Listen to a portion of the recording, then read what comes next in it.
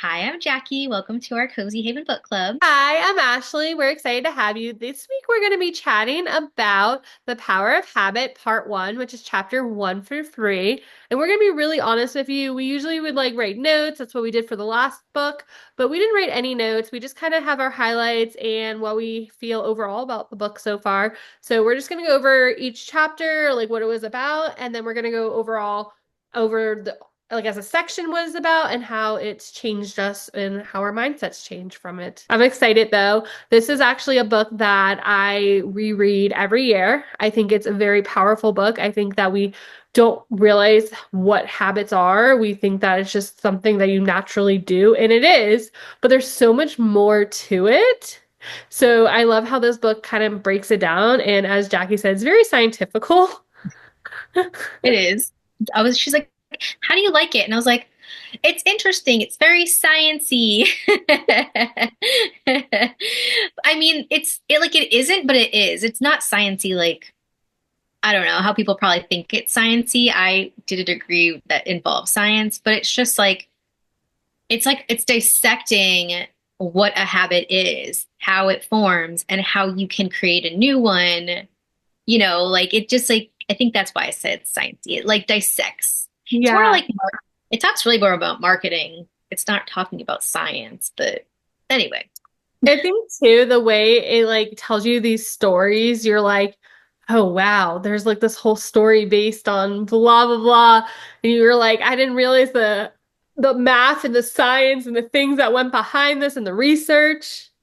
Yeah, all the things that they think about for a lot of it was marketing based, like different companies trying to sell things like way back in the day and how they used habits. And they didn't even realize that I don't think that they were using habits at the time because that information wasn't out there, but how they did use habits of people in order to market these products and become successful. So it is very interesting.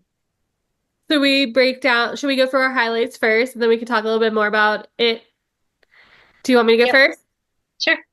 Okay, so I actually have one highlight from the prologue, which I thought was super interesting, and I thought it was a good way to start the book.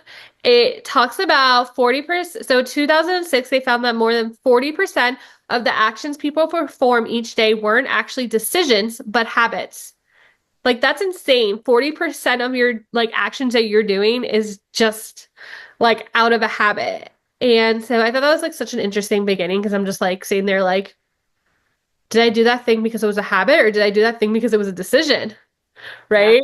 Yeah. Like right now, we're all breathing and we're not thinking about it. If you don't think Uh, about breathing, unless I now say that we're thinking about breathing, then you do, but you don't think about it. Your body just does it. It's just automatic, it's the but same it's a thing, habit. right? It's the same thing as drinking water. You're oh, I'm thirsty. Let me drink water. Yeah. Well, some Which people don't drink water, but they should. they should. Should drink water. But then we get into chapter 1, which is the book of it starts talking about how habits work and the beginning of habits. And I highlighted emerge because habits science say emerge because the brain is consistent in looking for ways to save effort. So you think all the time that you're coming up with the shortcuts, but your brain is just as smart and is thinking how can I do this thing without actually thinking about it? Imagine if our brain sat there and didn't have habits, how much more work it would do. And it's crazy to think that my brain is literally just doing it to create shortcuts. Yeah. There'd And be I a thought, lot of decision fatigue if you had to think about every single thing in your life that you had to do. We mhm. already have the decision fatigue from just our normal lives. Imagine if I had to be oh, breathe. Okay, take a sip of water. Okay, now move my arm. I don't know. It's so interesting. There's a couple other highlights. I'm just gonna give you guys a few main ones, just because I don't think you guys want 20 highlights that I had from the first chapter. But in the first chapter had the really if I'm correct, you can correct me if I'm wrong, but the first chapter talked about the gentleman that was how he they took out a part of his brain, but he still would be able to go on walks out of habit. He went with his wife on walks, and then all of a sudden he would be able to go on these walks by himself, even though he had no idea how he did it, or he had no idea how to get to the kitchen, but he went to the kitchen every day. Yeah, I think it is. I think it starts in chapter one and like goes into chapter two. But yeah, and they thought that he was learning. Yeah, something I don't know what happened to you, a stroke. I Forget. can't remember to Anyway, be honest. yeah, something about his brain had changed and he couldn't form new habits, but all his old habits were still there. So he could go, like, they followed him on his walk one day and they had stopped in front of like his house, but like the row of houses. And they were like, "Which one's your house?" And he's like, "I don't know." But then he walked into his house like it was all from habit. Like he knew, but he didn't know. Like his brain couldn't tell him, but there was something in there that remembered all that stuff that he just. The Gingla, but I wonder if I highlighted it. it's a Oh, word. I can't think of the word. But and it's fun. So to continue that, so one of the things I highlighted goes, the cues remain consistent, the behaviors will acquire unthinkingly. Like literally, that's like what was happening. The cues remain consistent, like his cue to wake up and have breakfast, his cue to go for the walk, but like behaviors were like, he just didn't think about it. And then I love this. Habits are often as much as a curse as a benefit. Like how many habits do you have that you don't realize are not like actually benefiting you, but your brain does it automatically? yeah, And then going from there, I would say bet habits emerge without your permission. Like you one day just start doing like you just start doing something over and over again and like you're like it becomes a habit. Like it's just yeah. crazy. Almost like when they say if you're not changing it, you're choosing it. I mean, that basically explains it because either way, you're going to do something. So you're either choosing to change it or you're choosing to do it, even if you don't like the habit that you're doing. You're going Yeah. to do it unless you decide to change it. So you're Right. choosing Which they get into in the book how to like it. change your habit in a way. But another thing I like I like to end this on a happier note from chapter one, I feel like. But they said the brain has this amazing ability to find happiness even when the memories of it are gone. Like, how powerful is that? Like, Yeah. you're like, even though you can't remember how you're like can be happy, like your brain finds a way to be happy. So Yeah. powerful. Yeah.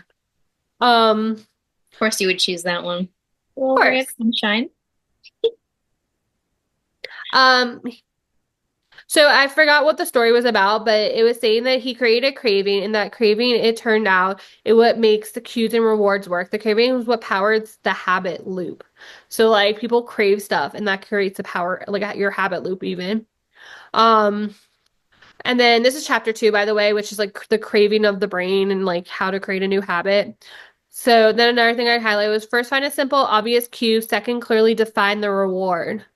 So your cue is so the way a habit loop works is you have like your cue, the like you're doing the thing, and then like your reward. Like everything has a reward.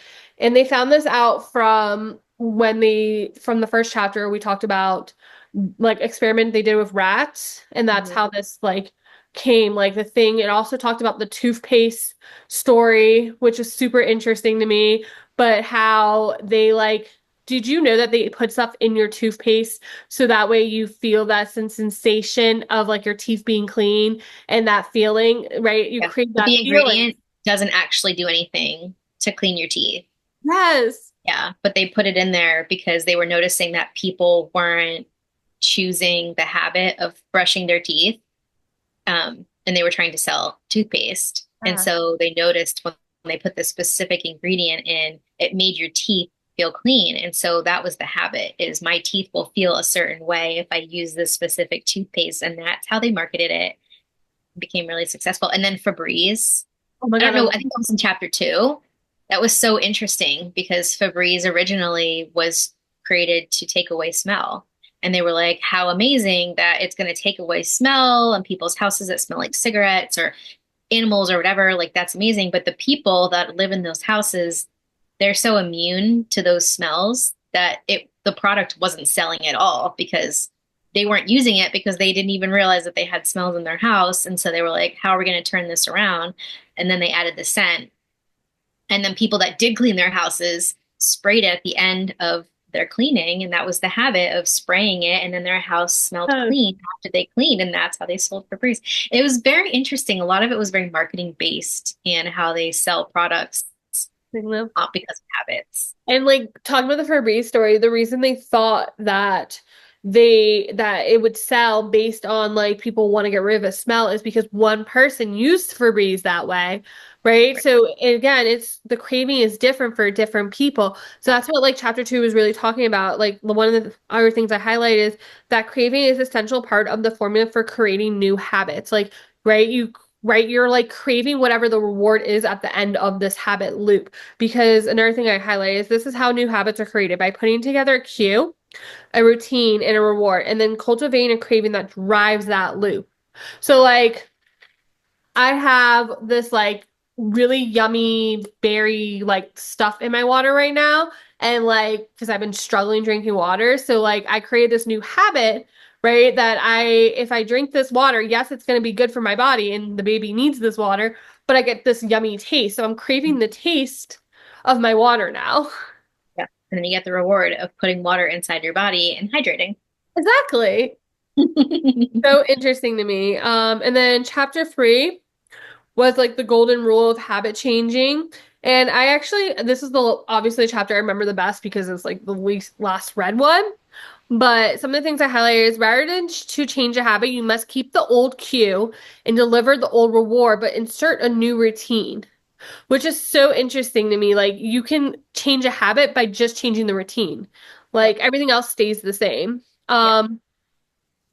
So there is unfortunately no specific set of steps guaranteed to work for every person, which is also interesting. Like what works for me may not work for Jackie.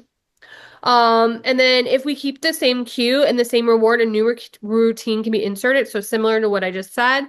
And then changing people must believe change is possible, which is another thing we talk about all the time. Like if you don't believe change is possible, then obviously you're not craving this habit loop and it's not going to work. Right. And I thought this chapter was so interesting to me. I think every chapter is interesting, but this is the story about how this had about this coach who changed his players like instead of like which again like you have to think that's such a big concept, right? He thought he instead of just changing himself he can change his players, right? So he changed his players habits, right? He kept the same reward in the same cue and the same cue and the same reward, but he changed the routine of how they played. And so instead of having like a million playbooks and trying to be like sneaky, he just kind of like played the way that it would be quickest for them to win. And it's interesting because he would get all the way up to the point where they were going to be in the like Super Bowl, but they lost the championship round and nothing changed. And so this whole time he thought he was working good as a team, right? Like in his mind, everything was great as a team, but it didn't, nothing changed and he didn't get to the Super Bowl every single time until unfortunately his son passed away and they started working together as a team more. Like they saw him as a reliable player. They start like literally his son passed away and they were giving him hugs. They were taking care of him.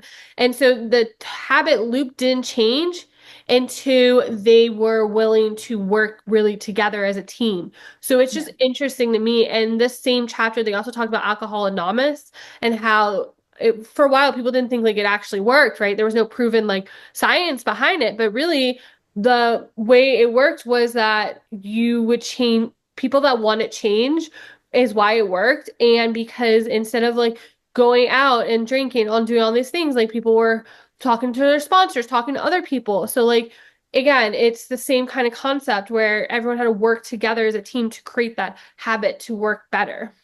Yeah. Yeah. I liked all the stories. The one with the football, he was saying that like because they didn't have a million plays, they got really, really, really good at the few plays that they had. And so they were super fast. Like no one could out like move them because they were just so fast and they knew like the cues from the other team and they just like were so much more aware.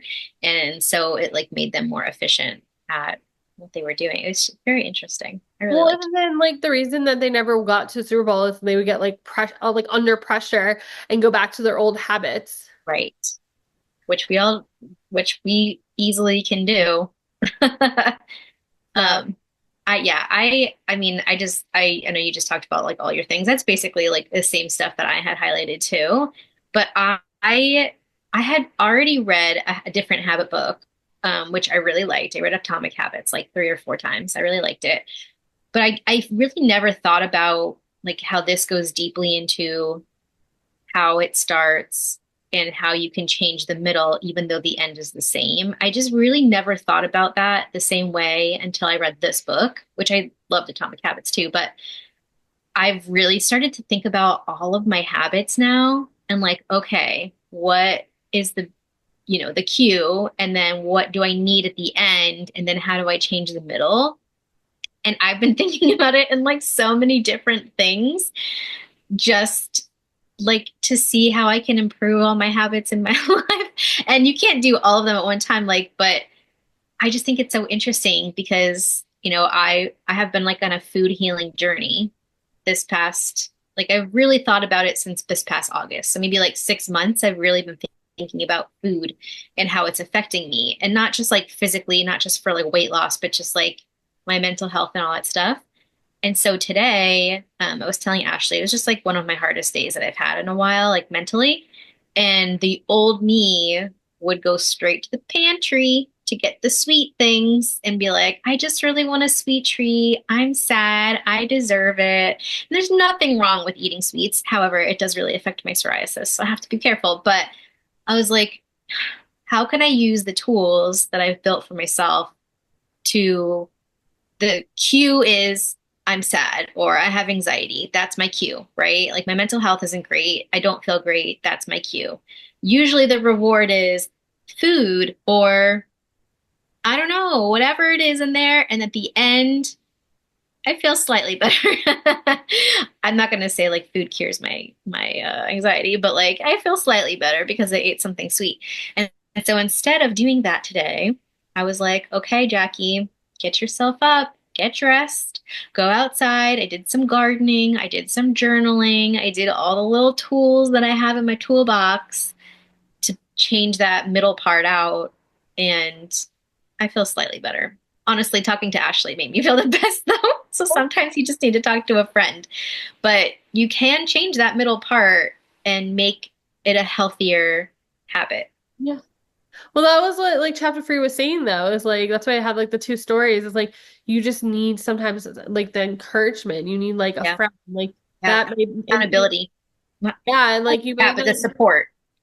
yeah, like you may not need like a whole like physical like change. Like you may just need a mental like talking and change.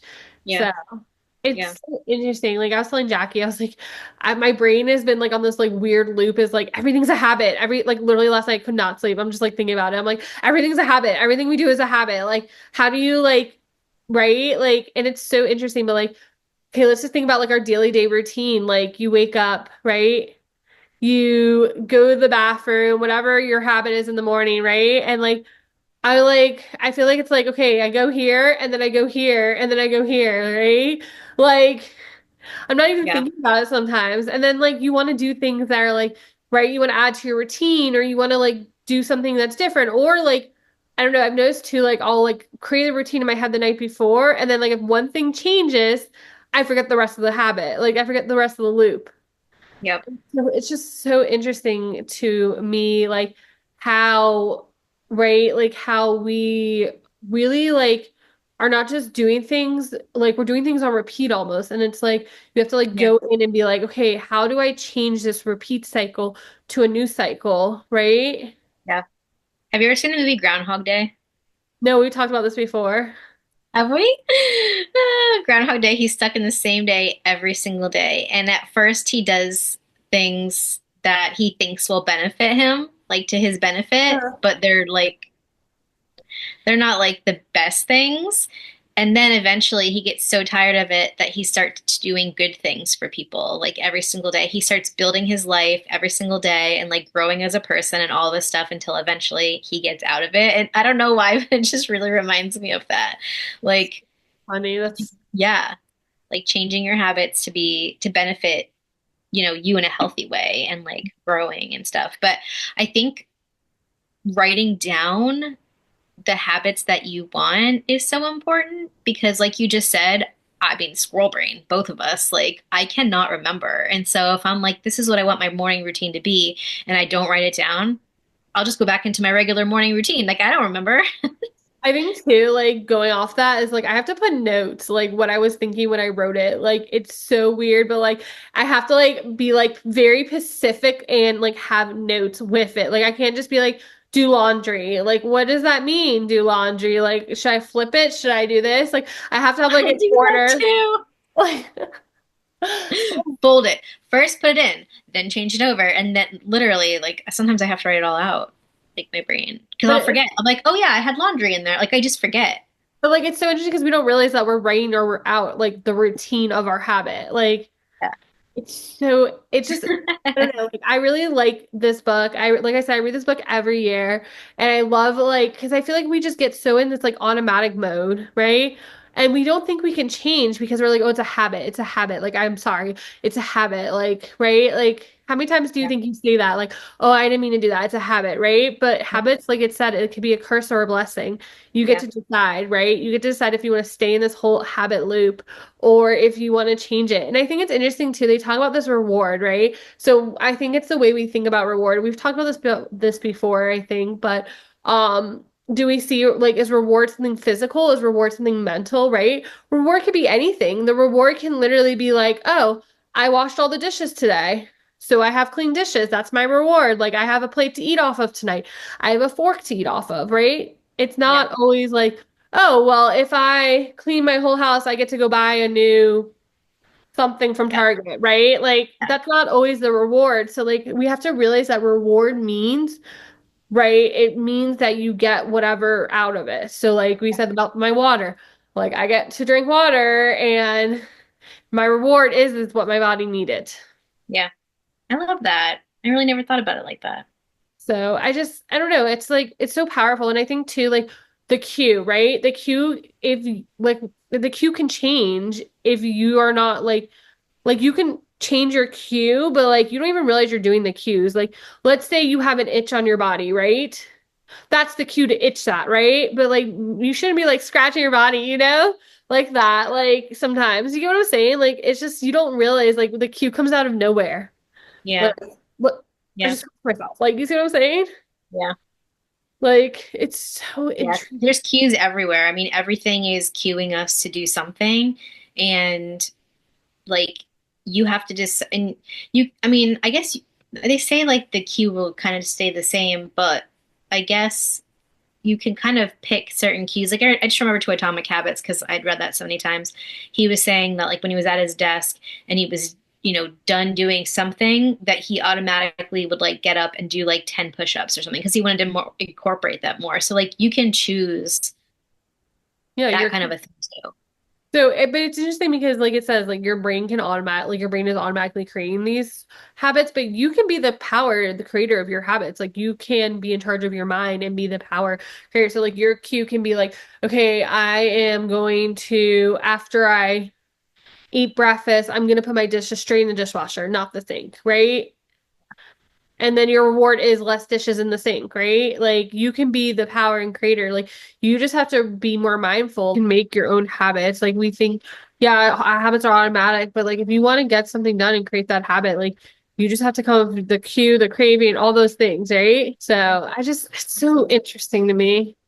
Yeah, I really enjoyed because at first I was like, okay, this is great. Like I love like these stories are so cool, but like how am I gonna I just was like eager to get into that third like where what it talked about in the third chapter, but like obviously it's a book, so you gotta build up to it and give you more information. But I felt like by the time I got to the third chapter, I was like, oh wow, okay. Like this is how you can take something and actually change your life. Like there's so many things people want to lose weight, they want to have better mental health, they want to stop doing something whatever it is, like it's the habit. You have to figure out how can I insert something that is sustainable in the middle part that when I am hungry, I don't just reach for the chips because then I gain weight or then I feel awful or whatever. Like, how can I change that middle part?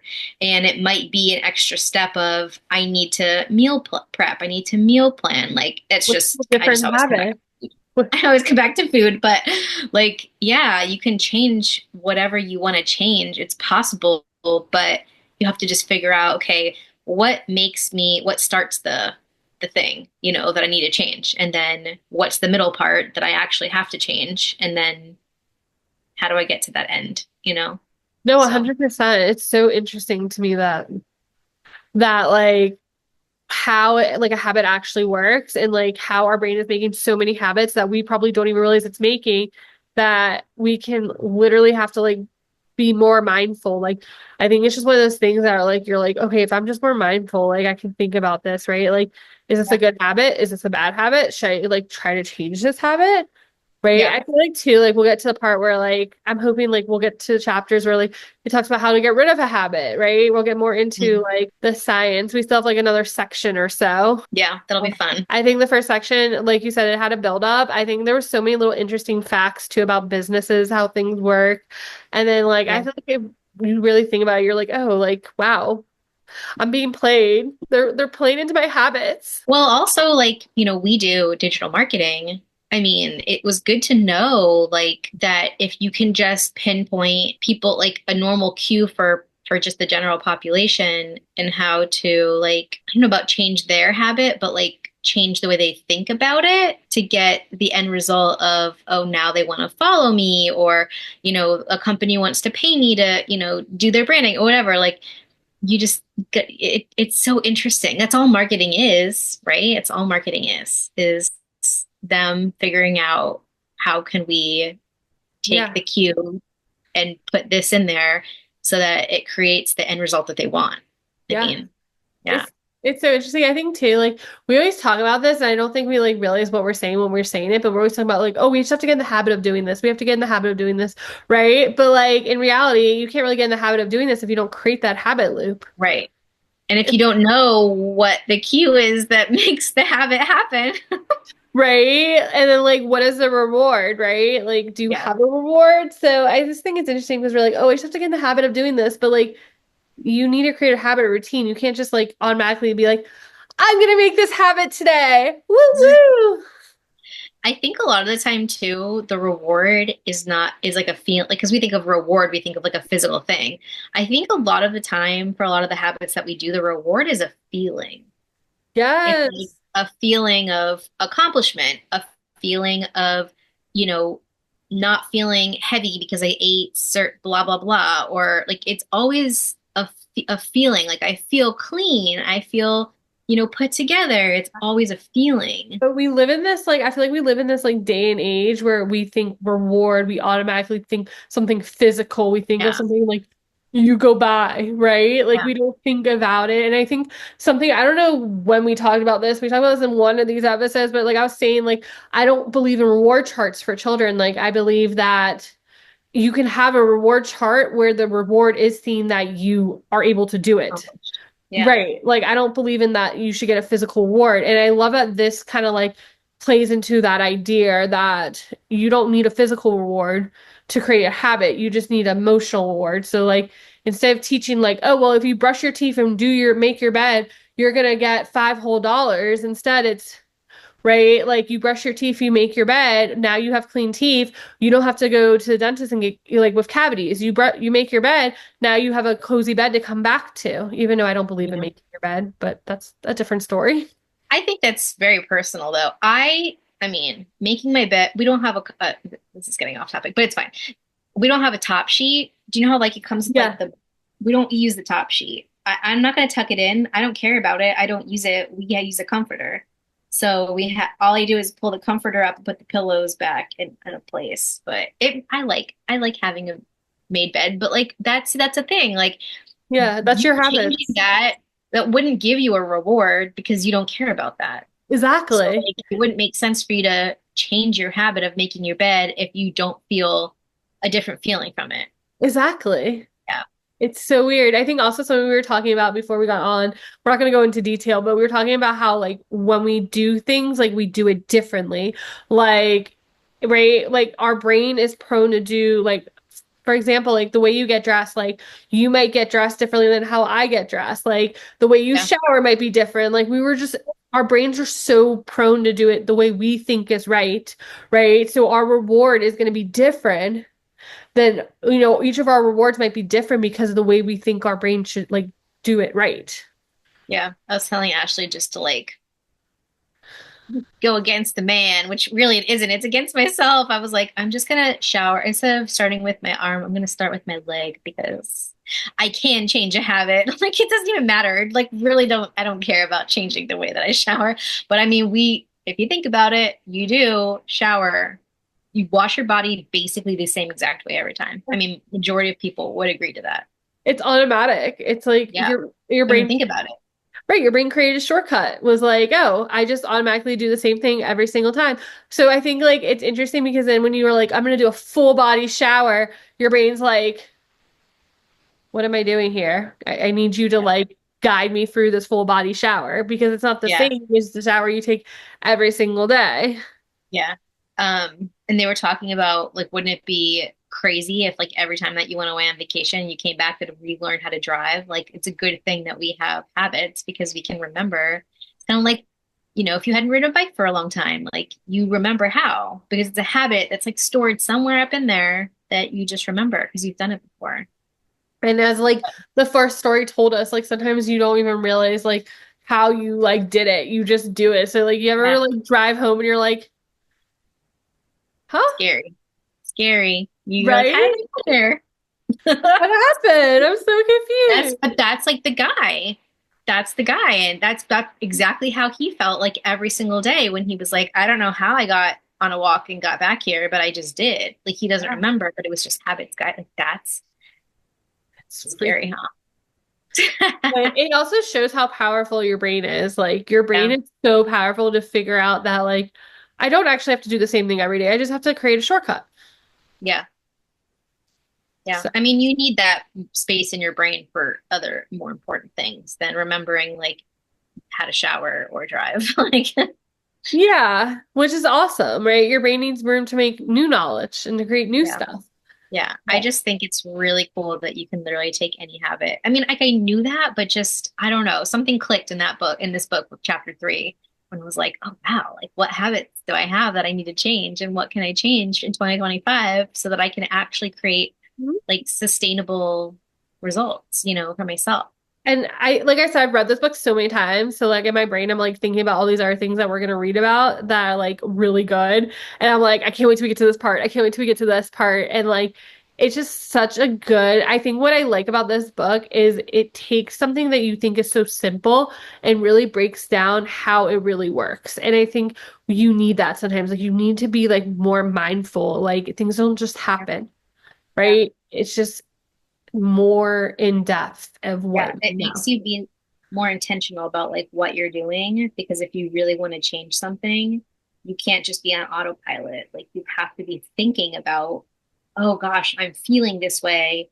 This is what I want to do, but I'm not going to do that. I'm going to do this instead and Mhm. create new habit.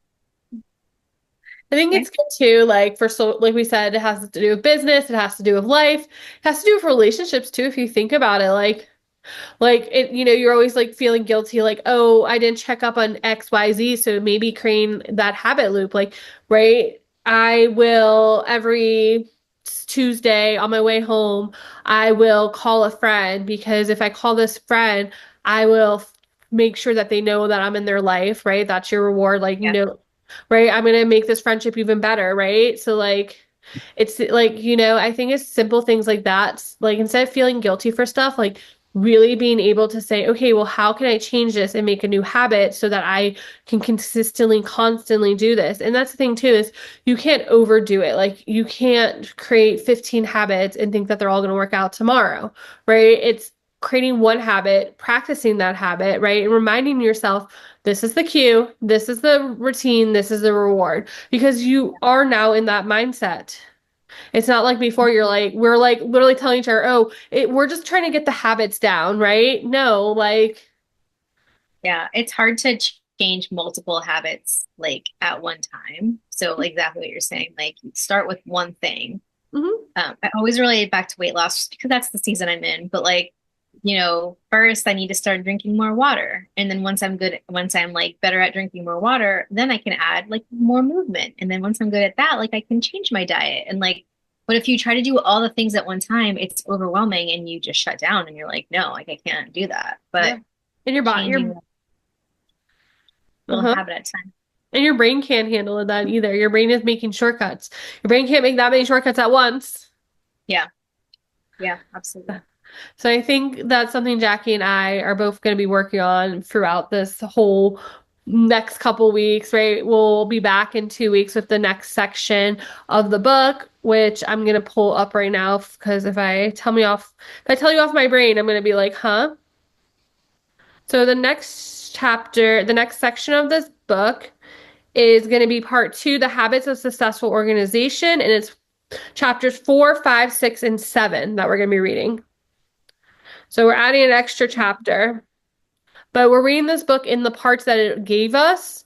So that's why it's like important that we're just gonna follow these parts because each part goes together. So like this was part one, the habits of individuals. The next one's gonna be the habits of successful organization. So I think it's gonna be super interesting to read too. Ooh, Starbucks is on here. Yeah, there's one about the Target one is the one I think about every single day, to be honest. Ooh. Okay, Like okay. I cannot like when I tell you like the two like I would say the few stories I take out of this book is the Febreze story, the cinnamon bun story, which Jackie actually highlighted one of the things from it. But cinnamon bun realized that they didn't want Cinnabon. what? Cinnabon. Cinnabon, sorry, me and pronunciations, but they realized that the best way to sell their cinnamon rolls was not to put themselves in the food court, but put themselves somewhere where someone can smell it from anywhere so that you're craving them when you smell it, and then you want one. And then Yeah. another one, and then the Target one is the other one that I take out of this one. It's so good. So I'm excited for us to read that. Like I said, it's 4 chapters, but we got this. We want to hear though what habits are you working on? What habits you want to create? What habits you might want to change? How you think you're going to do it? Or We if you need really help. yeah, we also want to hear what you think about this book so far. Like, tell us your notes, tell us your highlights, tell us. We want to know. We want to do this book club with you. We It's so will good. we will put up in the discussion when this comes out, we'll put up a little thing about that this podcast is out and then we'll put in a question about these things so you can respond to us in our little Facebook group. Yes. Cozy Haven. What's it called? Cozy Haven. It's no. Cozy. Oh my gosh. I have it right here. It's Cozy Conversations, Hermit Haven Community. That's it. Like cozy something. Cozy Cozy. Haven.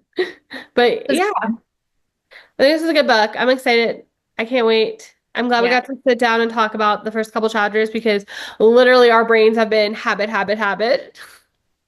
I've been just thinking about all the things that are habits and how I can change all of them. Like I said, I literally spent like an hour last night trying to fall asleep, being like, everything's a habit. Everything I do is a habit. Habit, habit, habit. Sometimes I do get stuck, like even before I read this book, this is on topic but off at the same time. And I'll be like, oh my gosh, like what if I just forget how to breathe? Like what if, just like random things that like you need to survive. Like what if I just forget? I feel like so I had you don't like y'all don't know this, but I had an MRI at the beginning of the week, like when we were recording this, and I was like in there and I was like having to like breathe like every like minute or two, like holding my breath. And it's so interesting because breathing's a habit. So having to do that like yourself and like creating like holding this breath, oh my gosh, whole different experience. You're like, wow, I'm so thankful that like I just breathe on my own.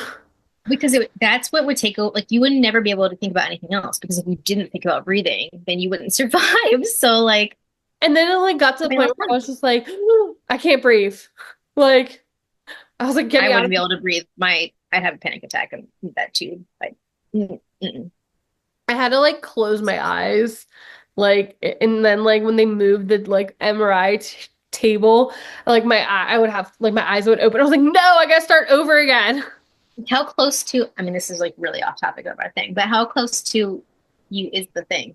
Like literally there's like it's like right there. Stop it. Okay, we're all done. I can't even imagine it. I have really bad claustrophobia. It was terrible. That's why, like I said, I had to have my eyes closed the whole time. And they're like, we can play music. I was like, no. I was like, I don't want music. Like, I can't. Like, I just need to concentrate on like my eyes closed. Can you just play me a podcast so I can stop thinking about the fact that I'm in this tube, please? Thanks. But like literally the whole time, I'm like, thank God I can just like breathe naturally. Like, I don't have to think about like, okay, Yeah. take a deep breath, hold. Take a deep breath, hold. I'm having a little anxiety just thinking about being in an MRI tube Uh, now.